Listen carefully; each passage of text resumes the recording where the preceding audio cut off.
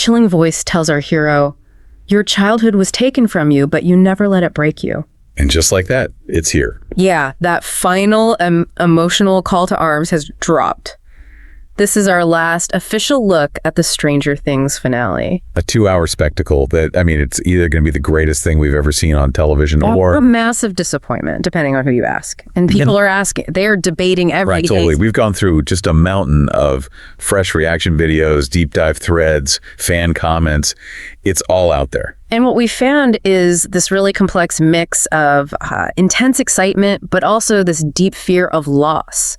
Everyone is hunting for every single clue. It's desperate hunt. So our mission today is to filter all that noise, dissect the hidden details, and really decode the most compelling theories. Who survives? What's the real final monster? And how is everything we thought we knew about to be, completely rewritten? Okay, let's do this. Let's unpack it. What's amazing to me is that the reaction right out of the gate isn't just about the plot. It's about the feeling of finality. Exactly. After almost a decade, that's the lens everyone is watching through. That feeling defines how they're seeing every single cut, every line. This whole thing is just dripping with this bittersweet sense of closure. It's as much about the viewer's journey ending as it is about the characters. Right, which is why we have to start with that emotional weight. The consensus, and it's pretty much across the board, is that the trailer was brilliant because it leaned so hard into nostalgia and raw emotion. Not spoilers. Not spoilers. It was a masterclass in marketing, really. So many analysts pointed out that it was praised for not giving away anything substantial about the ending. Instead, it's all these quick shots, iconic moments from old seasons. And the music cues. The old music just triggers these massive memory bombs for everyone watching. I saw so many comments about this. People weren't just hyped, they were emotionally wrecked. We're talking people saying they were literally crying, that they were going to be a mess when the finale airs. And that's because the reality is finally setting in. This thing is actually ending. It's not just standard TV excitement, is it? It feels different. It's so different. This is what happens when a fandom grows up with a show. For a lot of viewers, they were kids or teenagers when this started. Right. It's been a constant in their lives. I saw one fan comment that watching the finale feels like closing the chapter on their teenage and youth years. Wow. The trailer just taps right into that deep, decade-long connection. It's more than just a show at this point. It's a shared cultural milestone. The editors knew exactly what they were doing. They were pushing all the right buttons, focus on feeling, on memory, the old shots of the kids on their bikes, that season 1 color grading. It keeps the mystery intact while just cranking the emotional stakes up to 11. I saw one comment that summed it up perfectly. One last trailer, one last episode, one last time. The definition of bittersweet. And the absolute core of that bittersweet feeling, the emotional anchor of this entire trailer, was Jim Hoffer's voiceover. Yes. Okay, let's really get into that monologue because it feels like the mission statement for the whole finale. It is. It's him speaking directly to 11, almost certainly. It's the final motivational speech. But it's structured so carefully. It's a call to action, but it starts by acknowledging her trauma. That's what makes it so powerful. He says, your childhood was taken from you. You've been attacked by terrible people. But then he pivots. He defines her character. Yeah. But you never let it break you. Then comes the mission. I need you to fight one last time. Fight for a world beyond Hawkins. That line, beyond Hawkins, is so critical, isn't it? It just blows the stakes wide open. It's not about saving the town anymore. No, it's about the future of reality itself. About a world free from the upside down. But here's the little detail, the narrative puzzle piece that a lot of really attentive viewers picked up on. Go on. When you really listen to the audio, listen closely, his voice sounds like it's breaking. Oh, I heard that too. So what does that suggest? The words are so uplifting, but the delivery. The delivery changes everything. That little crack in his voice transforms it from a simple pump-up speech into something heavier, more tragic. It feels like a farewell. It could be. It suggests this isn't just motivational. It might be a farewell plea. It's loaded with love, but also with the knowledge that this fight is going to demand an impossible price, maybe even from him. And then that final sharp line, let's end this kid. It's the ultimate sign-off, that sense of irreversible commitment, just sealed in that one moment. It's just profound paternal sacrifice. But the problem this creates is that the expectations for this finale are now. They're astronomical. through the roof. And you have this duality of intense fan hope, but it's mixed with this lingering criticism about some of the weaknesses from Volume 2. Right, the pressure to stick the landing is immense, especially when people felt the quality dipped a bit before. What were those main criticisms that are still hanging over this? It really boils down to two things: pacing and what people call plot armor. Characters being a little too safe. Exactly. In terms of pacing, one reactor I watched was very frank. They said they could understand a lot of the criticism of Volume 2, and specifically that Episode 7 felt a bit lackluster for a penultimate episode. That's a high bar, to be fair. The other penultimate episodes have been legendary. It is a high bar. But the plot armor thing is where the really detail-oriented fans focused. They were questioning the logic of some of the action scenes. Like what? Like how Nancy was, defeating professional military officials in a way that just stretched believability. Or smaller things, like Lucas just defeating a demodog by a kick. I remember seeing comments about Mrs. Wheeler walking around just a couple days after having these severe cuts. Exactly. Those little details add up. And for some viewers, it felt like the stakes were being diluted because the characters were a little too protected by the script. Which leads right into the biggest anxiety about the finale. Will it have real consequences? That's the core question. Fans are demanding genuine consequences to make sure Vecna is seen as this truly existential threat, not just a villain who makes big speeches but can't land the final blow. The scrutiny is so intense. I saw one comment that just nailed the inevitable outcome. They said, this is going to be epic and I'm going to love it.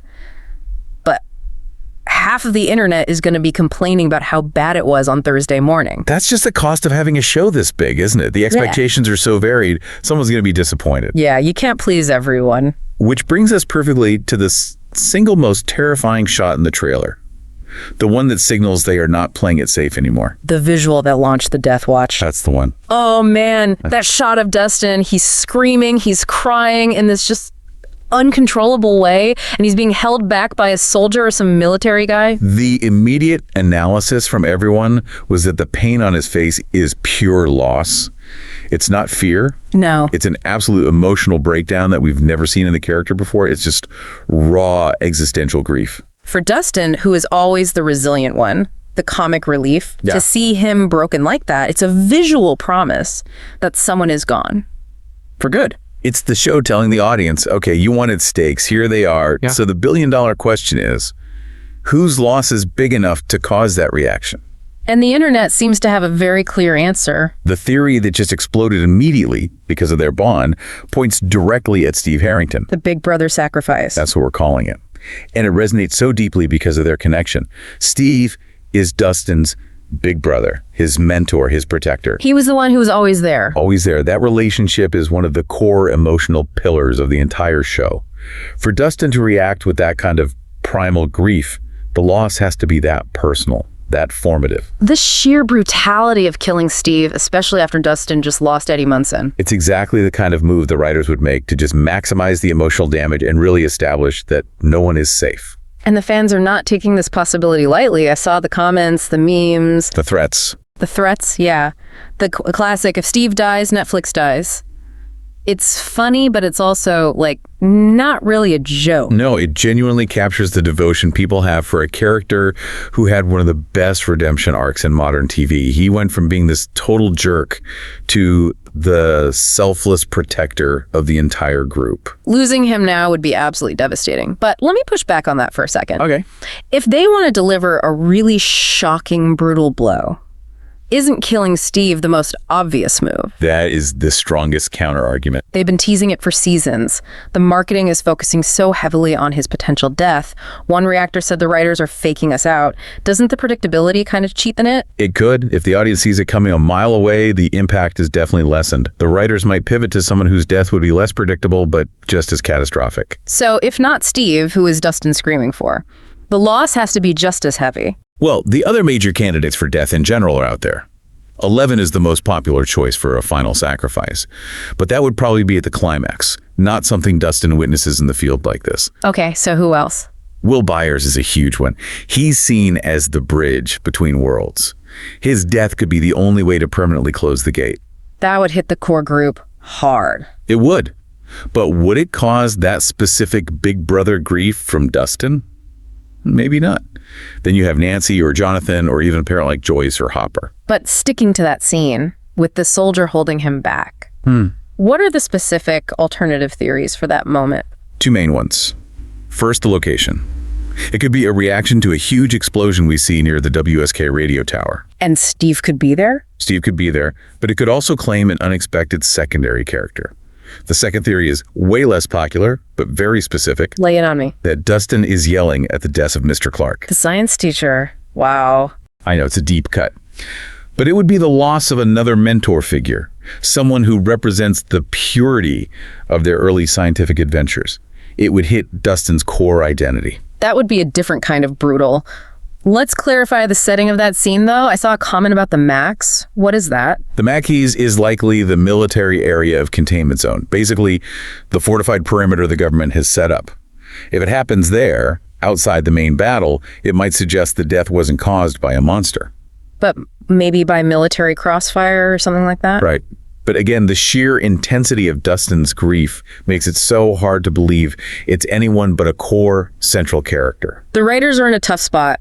Kill Steve, and there's heartbreak, but maybe some fan rage. Kill a secondary character, and people will say the stakes were too low. That scream is the guarantee. It's their promise to the audience that the emotional punch will land no matter who the victim is. Okay, shifting from the potential victims to the main warrior. Eleven's journey seems to be coming full circle.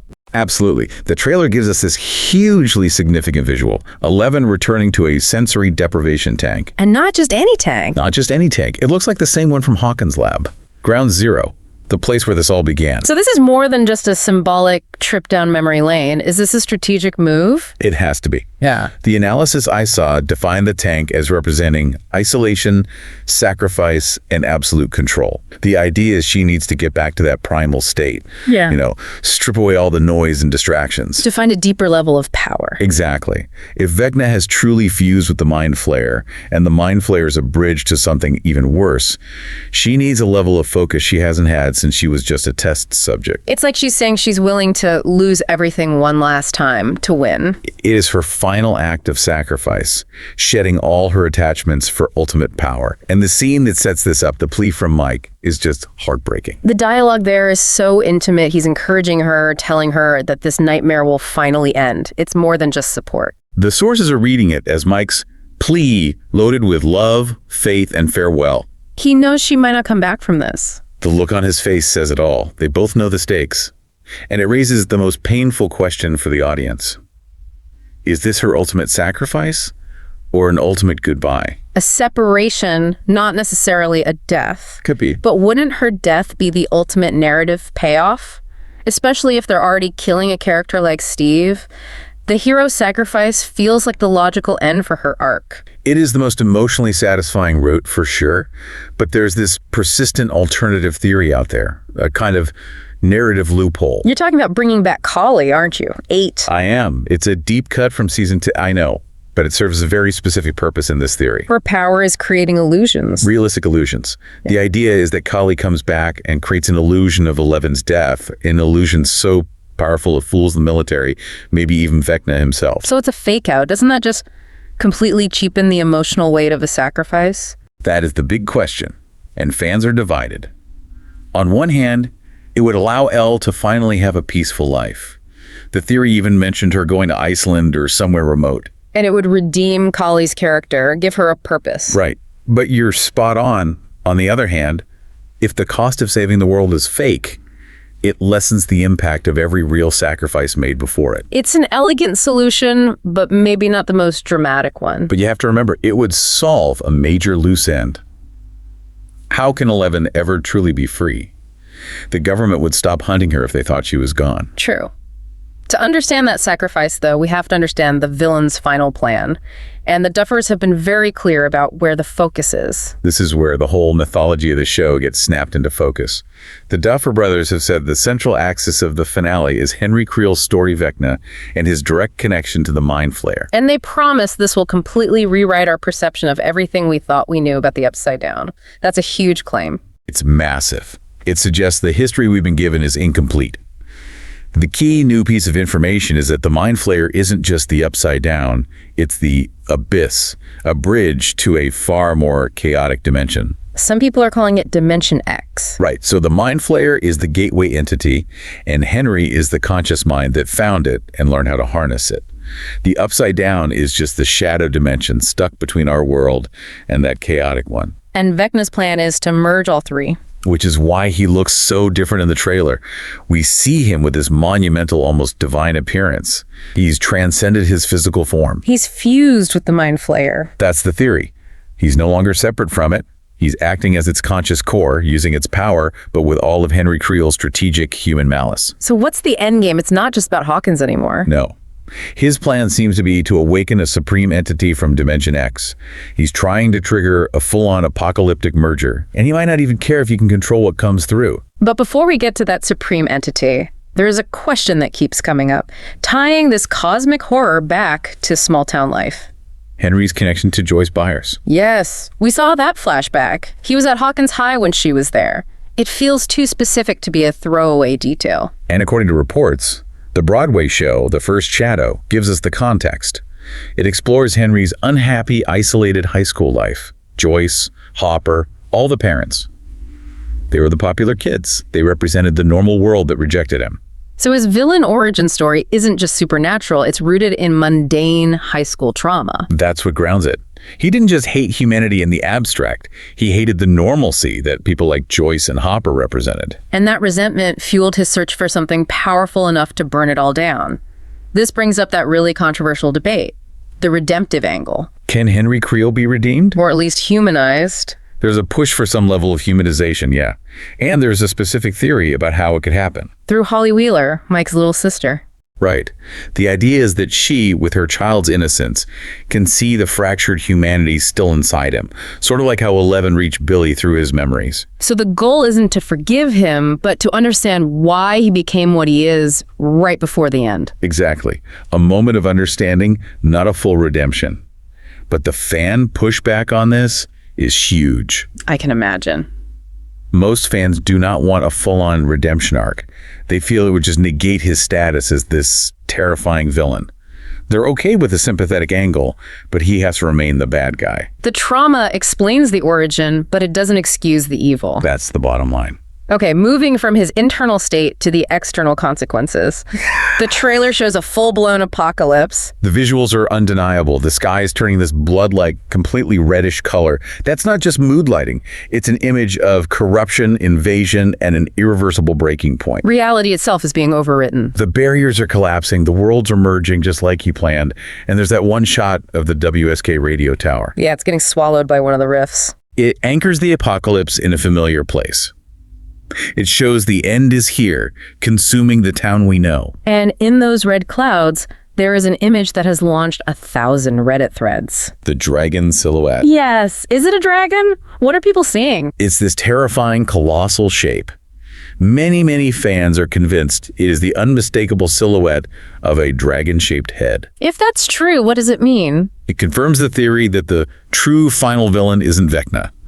Vecna, for all his power, is just the herald.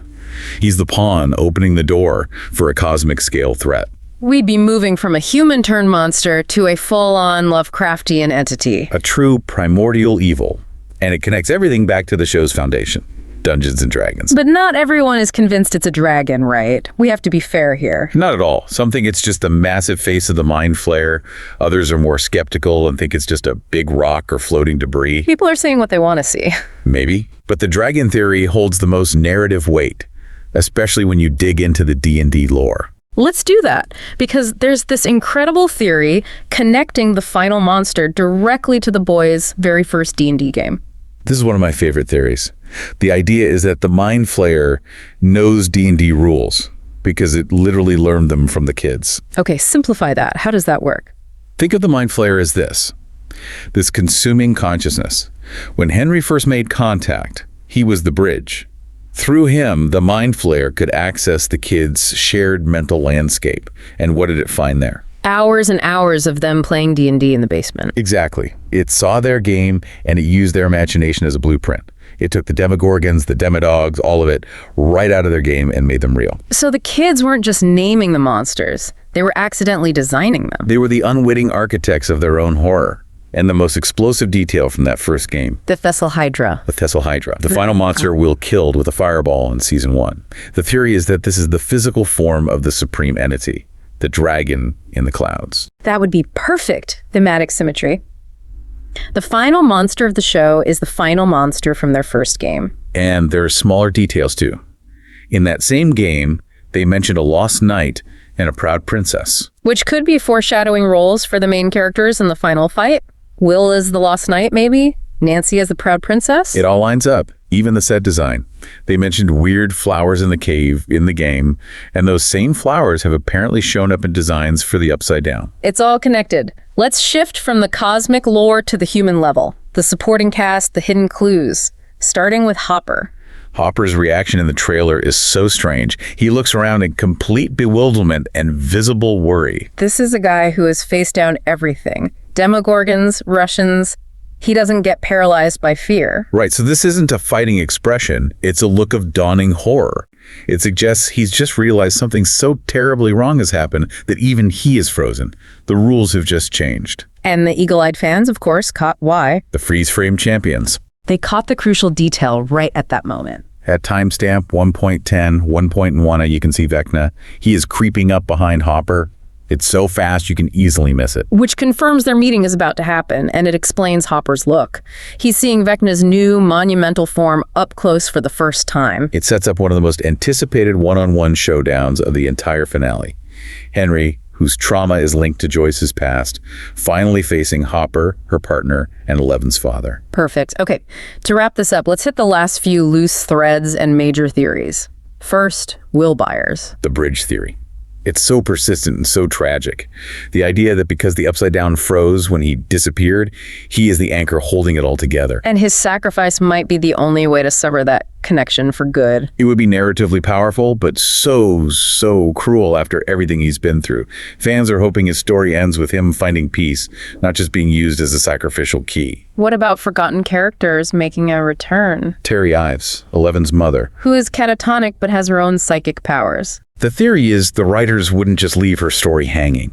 She could play a role in the final psychic battle, acting as an anchor or a conduit to help Eleven, maybe even weaken Vecna for a critical moment. Giving her a powerful, meaningful end to her arc. Exactly. And that brings us to the final shot, which just captures the spirit of the whole thing. The group getting out of the truck, tense, determined. Looking up at that corrupted red sky, they know not everyone is coming back from this. It's that feeling of, we're doing this not because we think we'll win, but because it's the right thing to do. That's the emotional contract. They are fulfilling Hopper's mandate to fight for a world beyond Hawkins, no matter the cost. So what does this all mean for you, the listener? This finale is framed as this ultimate convergence, right? It's a scientific dimension merger, it's deep D&D lore, and it's all resting on the shoulders of these characters we've watched grow up. We're getting not just a final battle, but a complete recontextualization of the entire series mythos, all driven by Henry's very human, traumatic past. The biggest threats aren't just the monsters. They are the consequences of human memory, human trauma, and human imagination. The sources are definitely pointing to a threat that is older, more primordial than Vecna. He's just the one who opened the door. So here's a final provocative question for you to mull over until the final credits roll. If the Mind Flayer is an entity that consumes and uses knowledge, if it literally stole the idea of the Thessal Hydra from a basement D&D game and used their imagination as a weapon against them, what does that suggest about the nature of imagination itself? Mm-hmm. Does our creation of fictional horror make the world more vulnerable to real ancient evil? If the villain's power is derived from our own creativity, is the greatest danger in the Upside Down simply the chaotic, boundless power of the human mind? The final visual material for Season 5 of Stranger Things is forcing a really crucial question.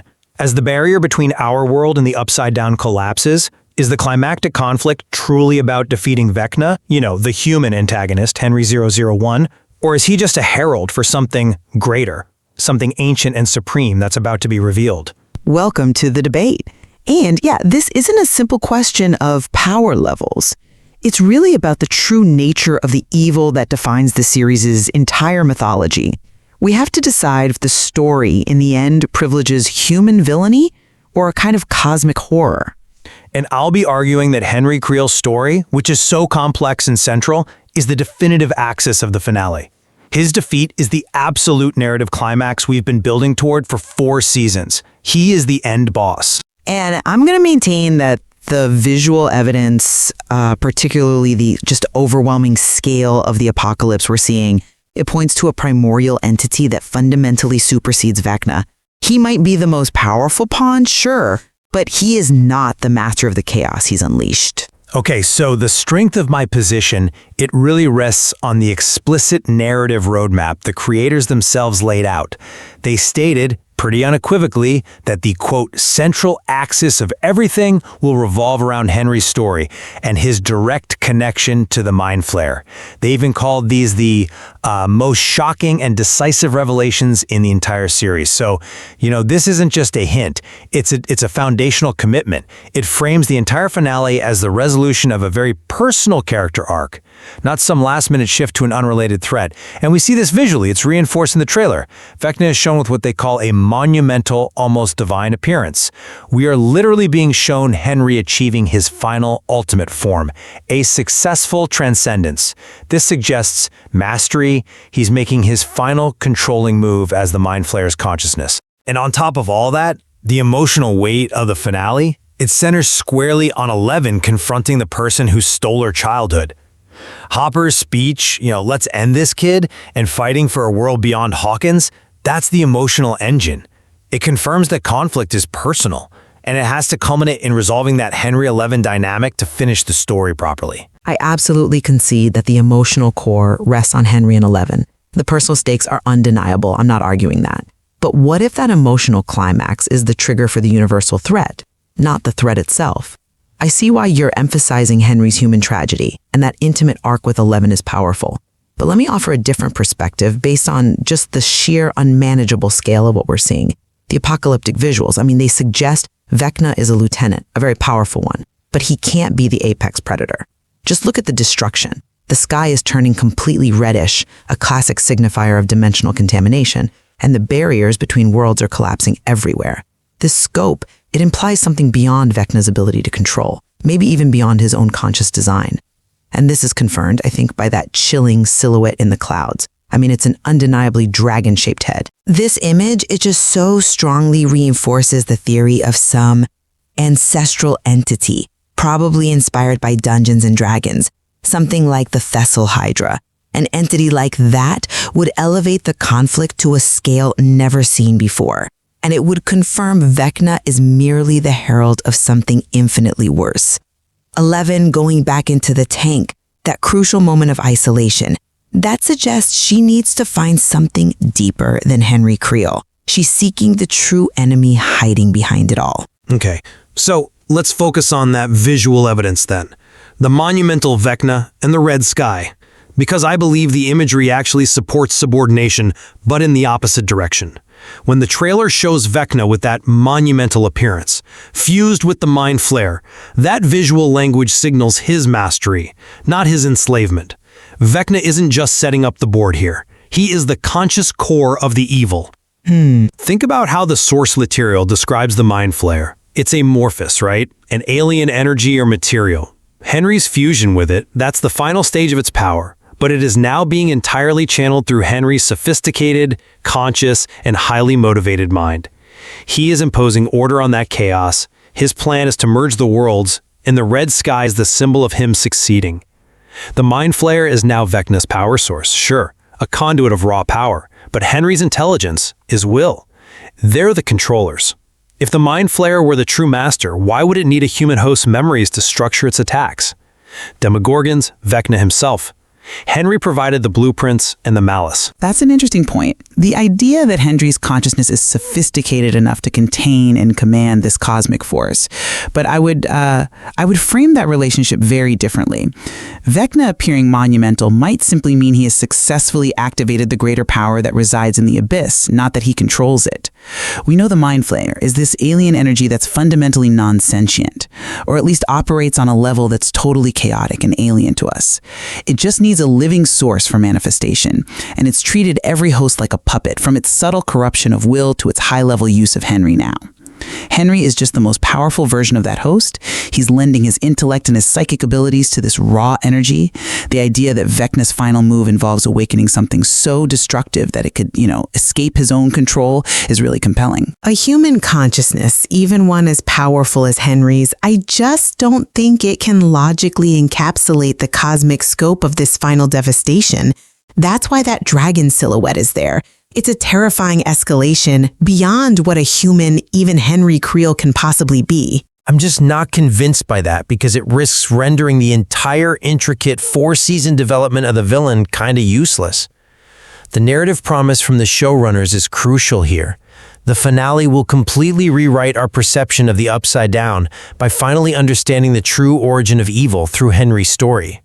If they just pivot in the last 2 hours to some unrelated ancient dragon deity, a creature whose backstory we haven't even explored, it makes the past 4 seasons of complex villain development feel secondary, like window dressing for a big CGI fight. The series is about human darkness amplified. The conflict needs to close the loose threads related to Henry. If the true origin is just some external cosmic monster, Henry becomes a side note, and the whole moral arc of the show, that the gate was opened by human failing, not just random bad luck, it's completely undermined. I'm sorry, but I just don't buy that the final answer is simply the tragic biography of Henry Creel. I concede that his origin is essential, but it might just be the necessary key to unlocking the primordial entity, not the identity of the entity itself. The source material, it emphasizes that the abyss, not just the Upside Down, is a bridge to a far more chaotic dimension. Henry's trauma allowed the Mind Flayer to find Earth, and it used his D&D knowledge to manifest villains. Henry is the architect of the local manifestation, sure, but the true conclusion has to address the source of that primal chaos Dimension X. If it doesn't, the resolution feels incomplete. The final villain has to be the source. And just look at the emotional stakes in that trailer. We see Dustin, the voice of logic and hope, screaming in pure loss, being held back by a soldier. That kind of despair, it suggests an irreversible cosmic event that breaks reality, not just a prolonged personal fight with a superpowered human. A defeat of Vecna, while awful, might not provoke that level of absolute, immediate collapse of hope. That kind of breakdown, it only comes with the arrival of a true, unstoppable cosmic terror. I acknowledge the intensity of Dustin's reaction, I do, but let's bring it back to 11 and the purpose of her sacrifice, because this is where the narrative has to land. Hopper's plea for her to fight one last time, saying her childhood was taken by terrible people, that frames the conflict as 11 getting final justice against her human abusers, Brenner and Henry. The focus is on her nightmare. Mike's plea for her to go into the tank, it's loaded with love, faith, and farewell. It makes the climax deeply intimate, tied to her personal journey. She isn't preparing to fight some abstract concept, she's preparing to face the entity that directly represents her trauma. That structure, it necessitates Henry, the fully realized architect of her suffering, being the final conscious target. That's the only way to get the personal closure the audience has been waiting 5 seasons for. If she just defeats a separate dragon, her confrontation with Henry feels, I don't know, anticlimactic, incomplete. That's a compelling argument for emotional resolution, but the visual stakes of the finale are so catastrophic. You have Hopper looking around in complete bewilderment. The entire world is visibly tearing itself apart. So 11's sacrifice, it has to be against something that genuinely threatens existence, not just her personal history. The tank sequence, I'd argue, represents a search for absolute control, not just for power, but for survival. 11 going back means she's willing to lose everything one last time to defeat the origin of the horror. If she only defeats Vecna, the Mind Flayer, that core alien energy, it remains, it could just find a new host later. To secure a world beyond Hawkins, the enemy has to be universal and final. That justifies her ultimate, potentially fatal sacrifice against a supreme beast that once defeated, severs the link forever. The threat has to be total for the horror to be finished. But if the Mind Flayer is truly a chaotic, non-sentient force, like you suggest, then defeating Vecna, the single point of sentient control, is the only way to stop the collapse. You sever the intelligence and the raw power just dissipates. If we're talking about a chaotic dimensional bridge, well, removing the architect who built that bridge and is holding the gate open is the decisive act. The final evolved Vecna is the one with the intelligence and the power to coordinate the annihilation. Defeat Henry, and the plan, which is Henry's plan, stops. But this is where the D&D lore becomes crucial, and the show uses it as its framework. The Mind Flayer is often hive mind, or an entity that just needs a central intelligence. Once one is gone, a new one can emerge. That dragon-shaped silhouette represents the physical manifestation of the Abyss's deepest corruption, a core entity that exists independent of Henry's psyche. To defeat the Master, you have to defeat the one who can't be replaced. And that is the primordial beast. The puppet has served its purpose, and now the true final threat is stepping through the door he opened. The story of Henry Creel is the story of how the door opened. The story of the final episode is about what comes through it. Well, I think we fundamentally disagree on the hierarchy of evil here.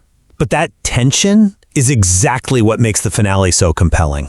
I maintain that the narrative promises and the emotional beats, they overwhelmingly point towards Vecna Henry being the central, defining antagonist. His complex human tragedy, it elevates the stakes beyond a generic cosmic conflict. And it makes the finale a deeply personal battle for Eleven. And that is the undeniable heart of the show. And I firmly believe that the visual evidence, the dragon, the collapsing reality, the despair, it all suggests that the tragic figure of Henry Creel is merely the most powerful servant of a vastly larger primal entity that will ultimately define the final threat. We're promised an understanding of the true origin of evil, and that origin, for a permanent resolution, it has to be cosmic. It has to be independent of any single human host. Whether the end is defined by resolving Henry Creel's human tragedy or defeating an ancient entity, both positions rely on substantial, verifiable elements from the source material. And both positions disagree fundamentally on the ultimate power structure in the Abyss. The final episode, it promises to reveal whether the confrontation is the defeat of the ultimate puppet who held the reins or the ultimate unforgiving master who finally emerges. If you enjoy this video, please like, share, subscribe and hit the bell to the later update from my channel. Thank you for watching till the end and see you in the next video.